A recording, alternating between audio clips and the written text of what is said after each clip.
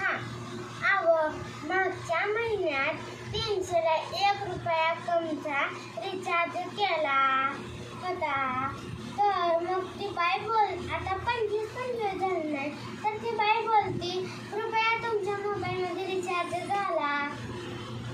एवढा कसं का 25 दिवसात झाला रिचार्ज? 1 महिना तर राहायला पाहिजे रिचार्ज. बघा सांगा जरा त्या अंबानी साहेबाला 1 महिना तर रिचार्ज राहायला पाहिजे. बर पैका का आमच्या शेतात उगवतात होय 25 दिवसाला रिचार्ज करायला. बर तेवढं काम करा मग आपलं. शेतात कामं आहे ती बाया लागल्या त्या खुरपाला.